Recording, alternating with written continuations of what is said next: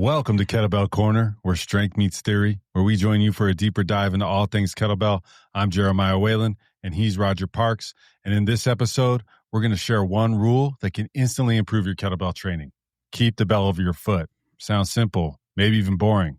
But this one is principle backed by physics. That's right, you know us. It's the difference between lifting safely and efficiently or fighting against torque and unnecessary strain. We'll break down why the line of gravity matters, how small shifts multiply force, and why keeping that bell stacked over your base of support will make every lift stronger. Let's get into it. Roger, what's up, man? I think we're going to talk about kettlebells. Yeah, we always talk about kettlebells, but today we're going to talk about keeping the bell over your foot. And I don't mean like setting it on your shoe or anything like that, but, we'll tell them what's up. We will. It's pretty simple.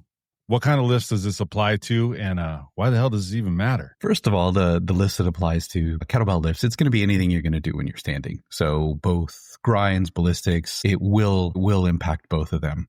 The obvious exception to this will be the get up, which, there will be times when this will apply, sometimes when it won't. So just think anytime you're standing on your feet, this rule will be helpful. Anytime you're moving something against gravity. So this may not apply if you're working with bands or cables because the line of force is going in a different direction. But if you're standing, you're balanced, this rule will make a difference for you. Yeah, plus it's with kettlebells. So if you're using cables and you're trying to find out information on that, you're in the wrong podcast, pal. Probably. Let's talk about, why this matters. We said that it's going to be safer and allow you to be more efficient. In what way? And maybe you want to talk about that log, aka line of gravity. Well, we'll get into the line of gravity. I am reluctant to talk about safer because safer sometimes yes, sometimes no.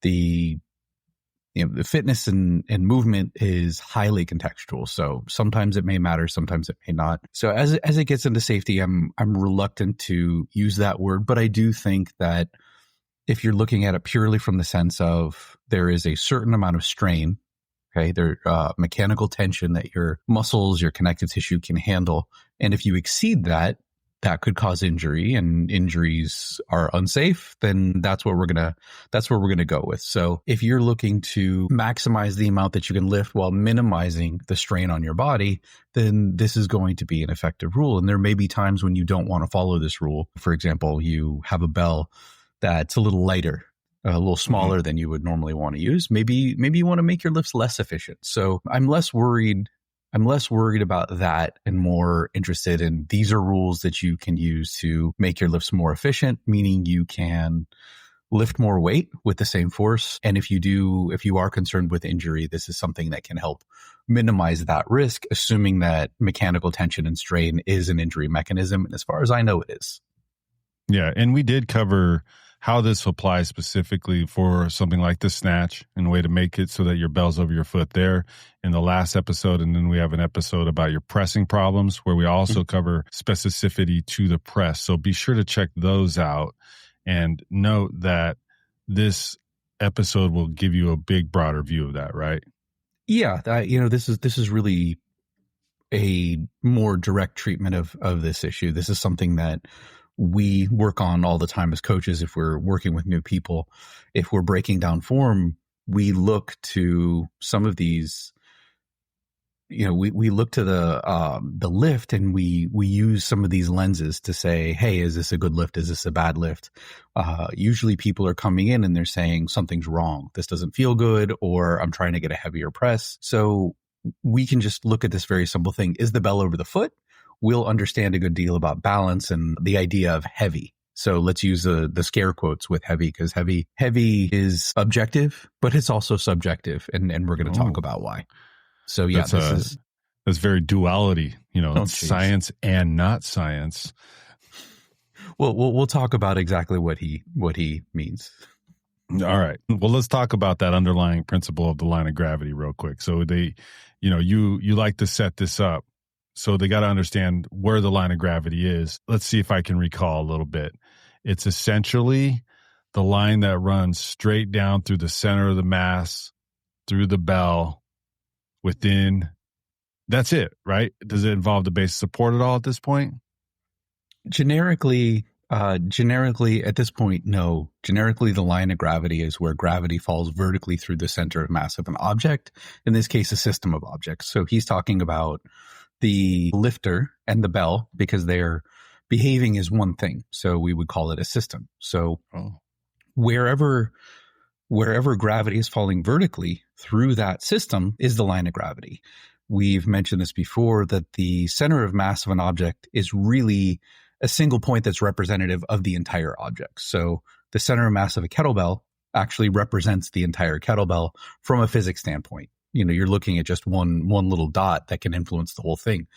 If I have, let's say, a kettlebell on the floor and it's on a towel or a slider or something, let's say I push the handle, that bell will move, but it's not going to move straight away. It's gonna maybe want to tip off of the base a little bit. If I push to the right or the left of the center of mass of the bell, it's going to want to rotate away from me. However, if I can find the center of mass of the bell and I push that point, the whole bell is going to move. So when I say the center of mass is a point that represents the whole object, that's what I mean. It's an important point. And if you're looking at how all these other lines and forces interact with something, that's going to be a very important point. So the line of gravity always falls through that point.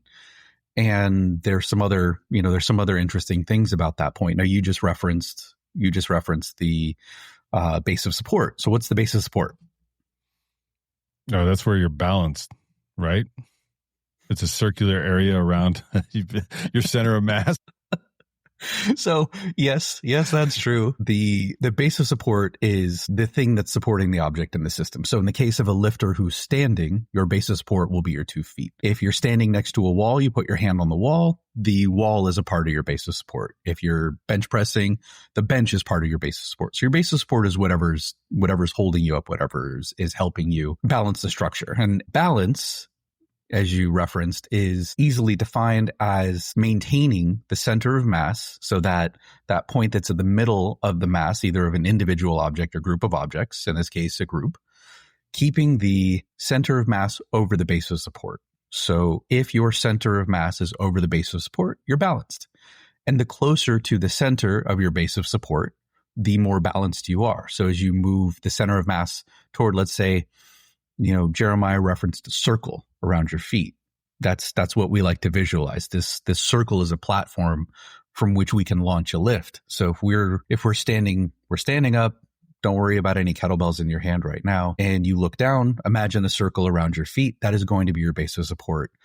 The center of mass of you, okay, which is going to be anatomically somewhere between your belly button and your pubic bone. The closer that is to the center of that, the better balanced you're going to be. As that point travels away from that platform or that circle, you will become less balanced. So these are all important points. Now, why does any of that matter? Because if you don't have balance, you're not going to be able to apply the maximal amount of force, maybe from the ground. If you're off balance.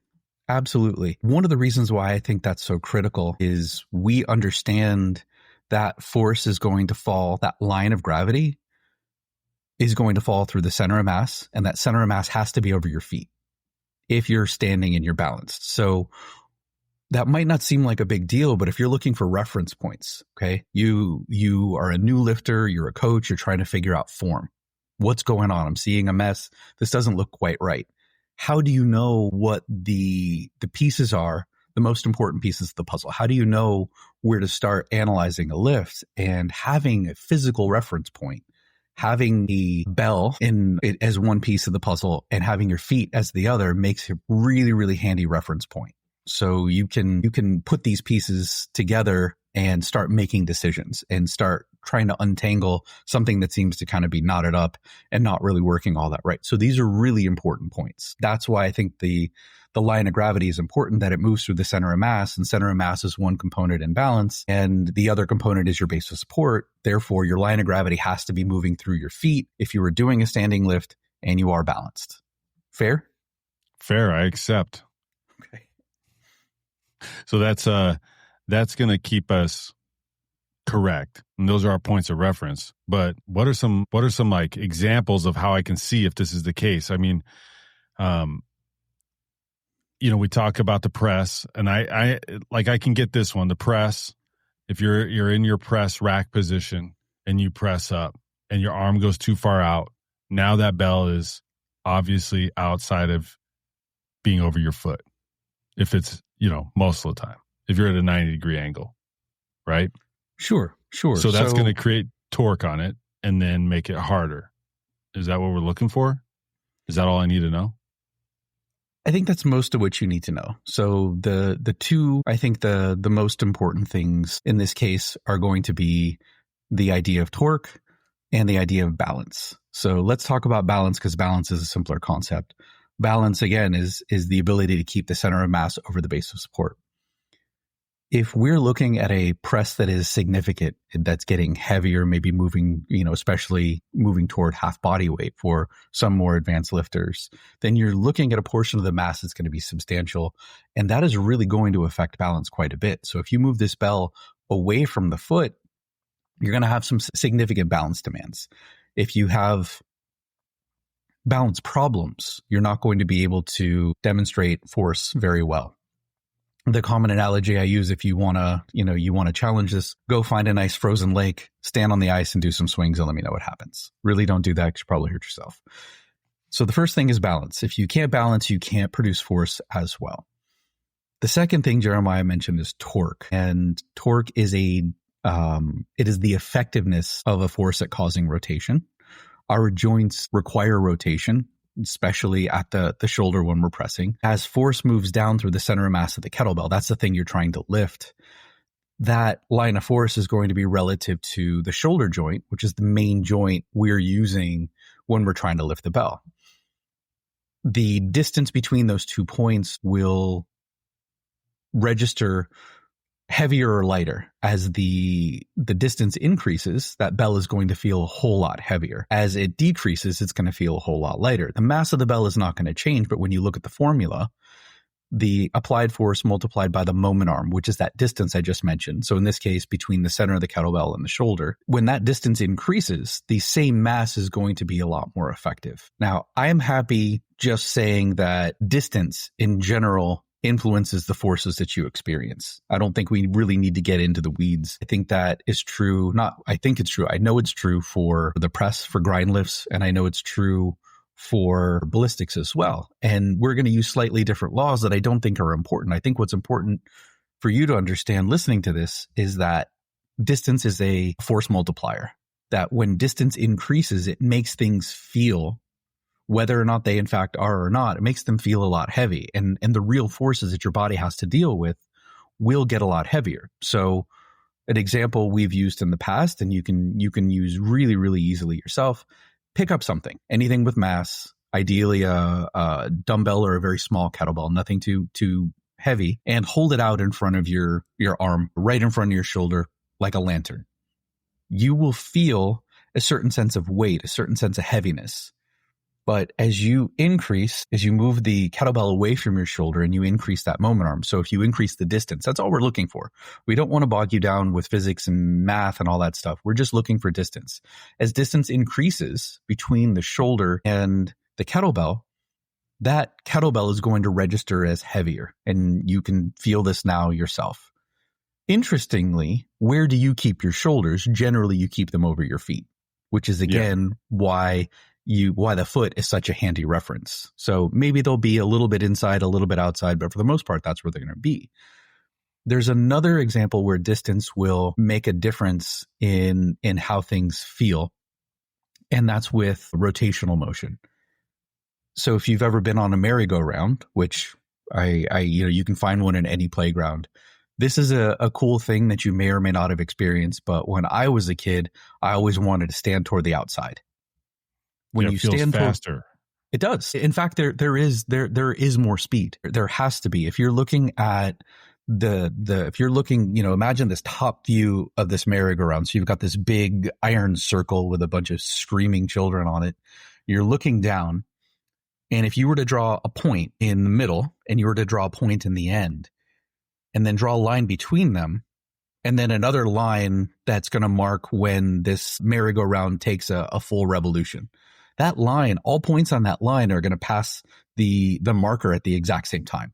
So let's say, Jeremiah, you're the marker. You're watching your son on the merry-go-round. He's having a blast.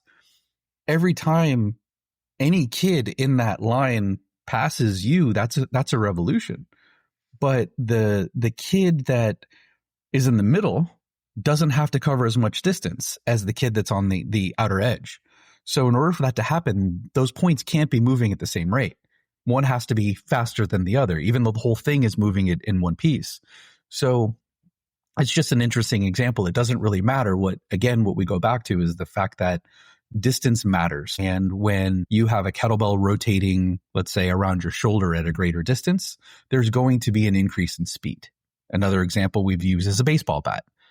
For the people who are self-defense savvy, if someone's swinging a baseball bat at you and you can't run away, get close to the handle, because the handle is not going to be moving as fast as the end. It's not going to hurt as much. So that's what the take home is, that whether we're looking at torque or we're looking at rotation and speed, the distance involved there, those things are going to be force multipliers, and those things are going to be impactful when it comes to your lifts and the forces that your body experiences.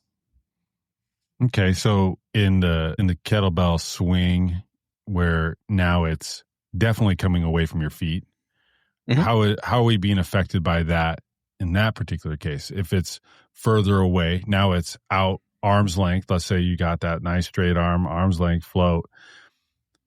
If you don't wait to get it integrated back to the body and you bend back too soon, that's what's going to create the additional torque on your back, and that's where it becomes a problem.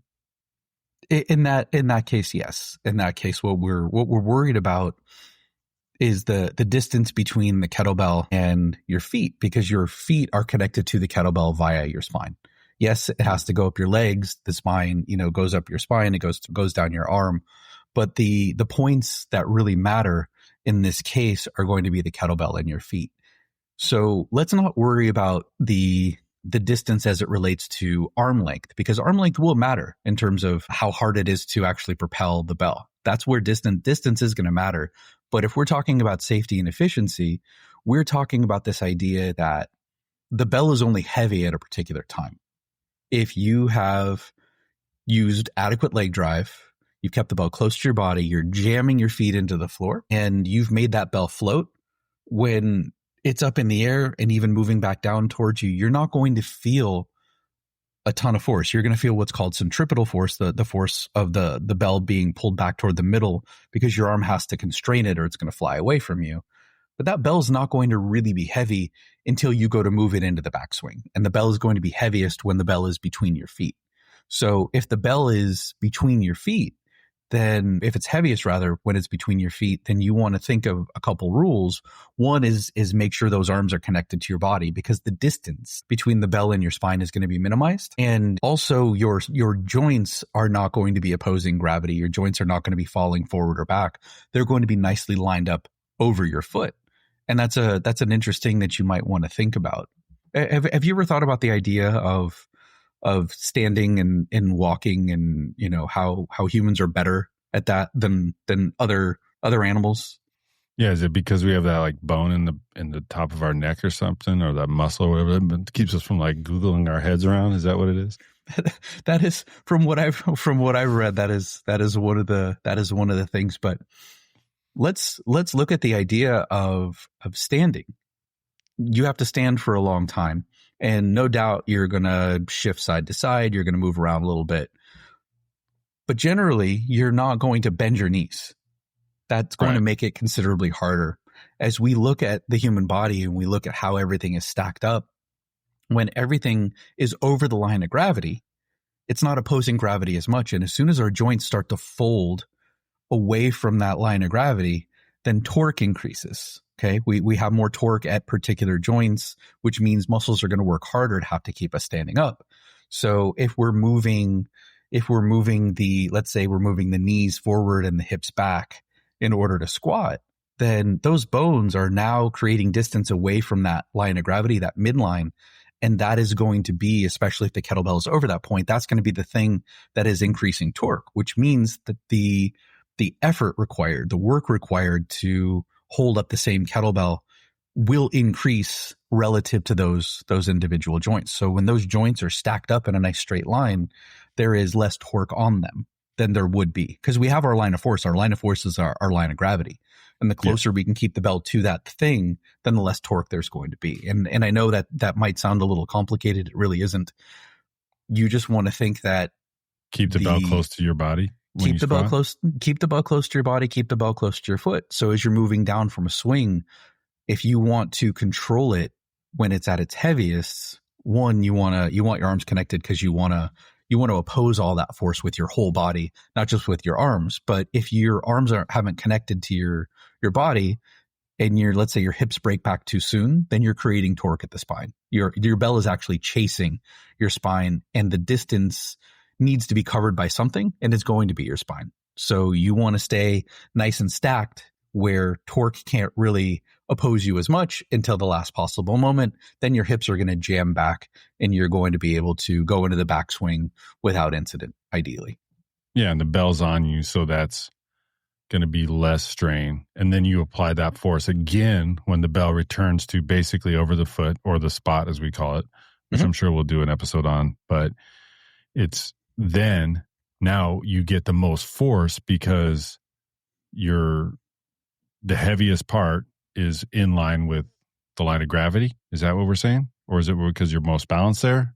You are most balanced there. The force application, which is largely going to be vertical, is through there. So if you think about a billiard shot, we've used this example before.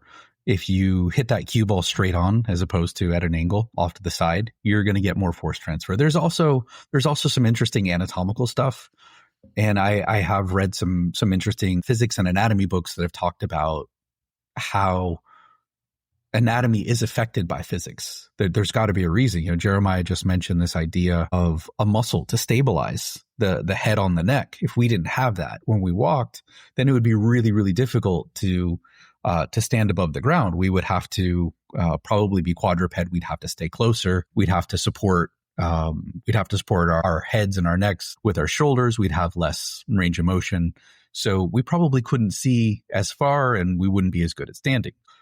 Anatomy seems to be at play here too. And that's the point at which when the bell is over the foot, that's the point at which your quads are going to be most active, and your glutes. Everyone likes to scream about the swing and glutes. Your glutes are active most active during the last third of the swing. And that's roughly when the bell is going to be over your feet. It's going to be mostly right at the end. Before then, yes, they're going to be doing something. Your hamstrings are going to be doing a lot more. But that last third, when the bell is over your foot, that's when your anatomy is most lined up in order to really put force directly into the bell. All right. Yeah. And if you don't do that, then your butt's going to fall off.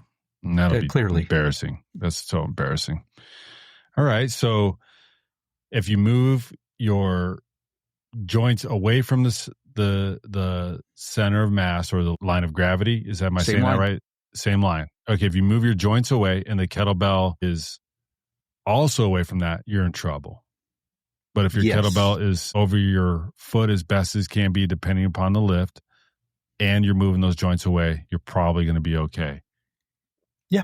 You're going to be managing these forces as well as you possibly can. And I don't know that I should throw this in there, but I'm going to anyway. The center of mass is not going to be it's not a static point. It's going to move. So let's go back to this analogy of the swing. As the bell is moving away from you, as it's swinging forward, rising up to the float, one of the reasons why it's common to see a lean back through the ankles is balance. If you're standing up, stick straight, and that bell is surging forward, especially if it's a bigger bell, and you don't do anything to pull back, too much of your center of mass could move forward. Your center of mass is going to respond to the mass in the system and where it's moving. So if you have a large bell and it's moving forward and you don't do anything to move it back, then you're going to lose balance. So you do want to think about how you were oriented and how the bell is oriented. So the bell is the thing we're lifting, and it's going to be a significant part of our center of mass in most cases, many cases. And if it isn't, you probably don't really care about these rules anyway. So we want to keep that close to that line to manage balance.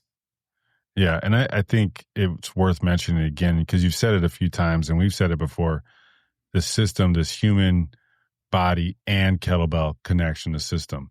Mm-hmm. And obviously I've been talking to you for years, so I'm like, oh, I get it. Yeah. As I press up, the center of mass is moving up and towards the bell because it's gaining distance from where it once was. Same as the swing, same as the snatch, right? So if we think in terms of moving our body with the legs pressing into the ground, keeping that bell in an efficient manner, closest to the line of gravity or closest to over our foot, we're going to be all good. Sure. Absolutely. And you're guaranteeing that I'm going to hit a max press. Guaranteed. And pass the snatch test. Obviously. At the same time. Duh. Yeah. I mean, I'll snatch with my left hand for 100 reps and hit that press. Right at rep 50, though. You know what I mean? Because no problem. It's hard to keep it that 48 in the rack when I'm doing that hinge back. Yeah, you'll figure it out, buddy. You know, I got to, because I don't want to tip over because my balance will be off because my base of support has been compromised. That's a lot of physics talk there, Roger. And an interesting thing, if you think about a big circle with a dot in it, that dot directly in the middle of that big circle is going to represent your center of mass being in the center and perfectly balanced. As any of the mass moves, let's say the circle were to change shape and it were to elongate in a particular direction, that dot in the middle would move toward the elongation. As more mass moved toward, let's say someone pulled it up and to the left, as that mass started to spread out upward and to the left, that dot would shift in that direction because there's a new center. Okay. It really is that simple. It is the center of all the mass. So as the mass is rearranging, that center needs to move. So as you're going up overhead into a press, especially with a big bell, that center is going to move along with the bell.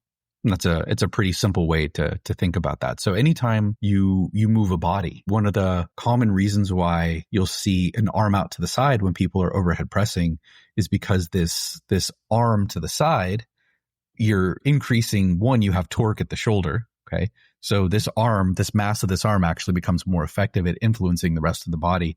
This is helping to pull, let's say I'm doing a left press overhead and that center of mass is going up into my left. Having my right arm out to the side will help me maintain my balance to a point. If not, I'm going to have to lean. Mm-hmm. This is something managing this is an interesting part of this. And if you do want to get into the weeds of this stuff, that's really what a lot of this is about. Keeping the bell over the foot is helping to keep the center of mass over that base of support easier. It's a good reference point because again, this is your point where balance happens. So keep the bell over that point and you'll be good to go. And that's it. So keeping the bell over your foot simplifies your technique, especially if you combine it with the algorithm where you're getting these sequences of steps correct as far as what they're there for. And then it should essentially make everything better. Well, you will keep, again, you'll keep strain down. And the idea of strength as a skill is something Strong First talks a lot about. You talk to any power lifter or Olympic lifter, there's a huge amount of skill in being able to apply force to an implement. We want to understand what is the right point. If I'm looking at a lift, whatever type of lift it is, I need to start with balance and I need to have some visual markers. There are a few things that I'm looking at, and this is going to be one of those things. This is going to be, again, this will carry over to a lot of different points. And it really is pretty simple. Simply put, when you think about, I mentioned this earlier, I'll mention it again. Something needs to connect the kettlebell to your feet. And that thing in many cases is your spine. A little bit different with the press because you've got to worry about the integrity of the shoulder and the neck, which is also part of your spine. Yeah, it's all connected. But when we're looking at things like squats and deadlifts, when we're moving the spine from vertical to a horizontal position, if we don't keep that bell over the foot, we're increasing the amount of torque that the spine needs to deal with. And that can be a really big deal. If you start to let that kettlebell creep over the front of your toes or even beyond your foot, you may not lose balance because you'll instinctively shoot your butt back. But again, the spine is the thing that's covering that distance. And I don't think it's a good idea to put extra strain on it unless, you're intentionally trying to train it. But if that's not what you're trying to do, if you're trying to keep yourself safer and more efficient and move heavier loads, then there are specific ways to do that. And this is going to allow the force that you generate to be the most effective at moving the thing that you're trying to move, which is a kettlebell. There you go. I think that pretty much sums it up. Anything else? I think that one last thing to point out is you can't always keep the bell directly over the foot. You can keep it close.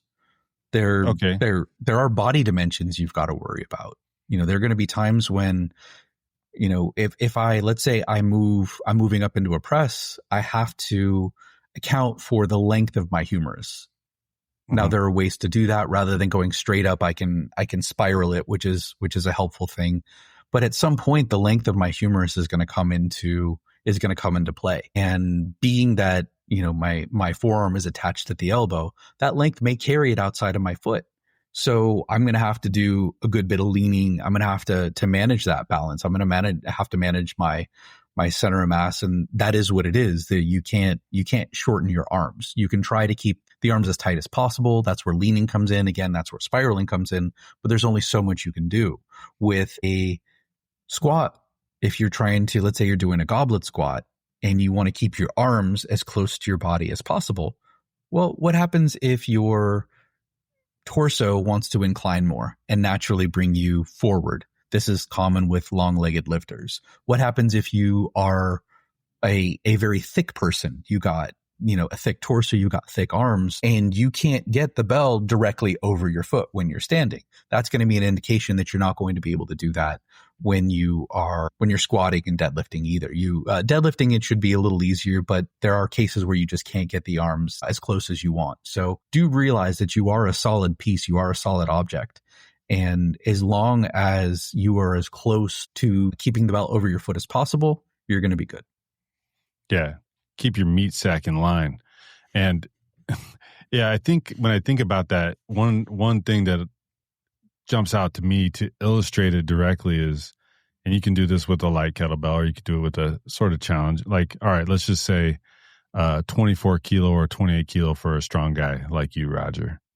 Not too bad. Nothing you can't just play around a little bit with and do the press, keeping it intentionally over the foot, check in the mirror, check the video, and hit that spiral, and then just pull it out there and then press up. And you're gonna struggle with a bell that normally is no issue with you over a certain amount of reps. Maybe it's 10 reps you got before you struggle, but that's just a different story. But it's a real easy test for you to do. If you're trying to understand this concept, just hold a bell in a rack, press it, feels good, nice and easy. Hold a bell out here. It's probably pretty hard to press. And don't say, we told you to do that if it hurts you, because it might. Well, you may want to do that to challenge your shoulders, and that's totally fine. Just know that there is an increased strain and an increased risk, and it may be worth it. If you've got healthy shoulders, I don't see a problem with it. It's not about being dogmatic or prescriptive. Do this, don't do that. We're offering this to you as a simple point, and I know there's a lot of nonsense and gobbledygook, but when you really look at the idea that distance changes things, and you have just a simple marker to observe and a simple directive, keep the bell over the foot, I don't think you can get much simpler than that. We've just tried to give you a little more information as to why to make this case, rather than just saying, hey, do this. We could have made a 30-second video, and some of you may have appreciated that. But for those who want more, we went into some more detail. Yeah, if you made it this far, you love more. Give them more, Roger. All right, cool. So keeping the kettlebell over your foot simplifies your technique, reduces the risk, improves performance, and makes your lifting more efficient. Hey. Yes. What more do you want? Print it. That's it. All right. Do you have anything else? No, I'm good. I'm good. All right. Promise. Well, okay. Fair enough. All right. Be sure to download the Bells app. And of course, let us know what you want to know about. And if this is working for you, or if you have any questions about it, you can always post a video on your socials and tag us, and chances are we'll look at it, because we're people like that and we love helping you. So that's that. All right. Anything else? No? Done. Good. All right. Bye, everybody. Stay strong, everybody. Yeah, he's hungry. Eat up. Stay strong.